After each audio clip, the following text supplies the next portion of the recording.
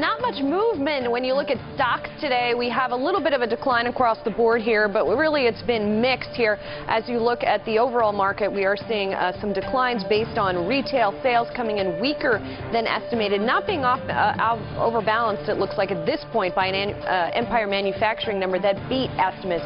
And you can also see what's going on with Citigroup. That's one of the bright spots that we see today. The stock trading higher after earnings, and that means financials are the best performing group in the S&P 500, such as it is, but overall not helping the case when it comes to stocks. If you look at the bond market right now, we are seeing some moderation in yields. They're coming down slightly again after that retail sales report. And you can also look at a couple of the metals and seeing weakness there, aluminum and nickel in particular, after Chinese GDP came in and just matched estimates. But take a look at what's going on with gold futures. And for more perspective on that, let's head over to the CME, where Alan Nuckman is focusing on futures. Alan, last week we saw the gold futures up the most since 2011. We're seeing a little bit of an extension of that today, but what are you watching in terms of gold?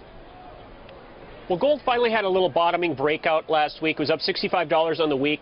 When it broke above the 1267 level, that was a positive. That had been the top of the sideways action between 1180 and 1267. So look for that as a kind of support base to focus on a weekly basis, I think. And if you look at that bounce, that $87 range, that projects a move up to 1357. And what I saw most encouraging about that bottoming in gold was the fact that the dollar made new highs last week, but gold did not make new lows. So you're seeing some bullish divergence, which could set up for some positive movement. But I mean, how long can something like that last? It doesn't seem like that would be sustainable, that the dollar could keep gaining and gold could keep gaining as well.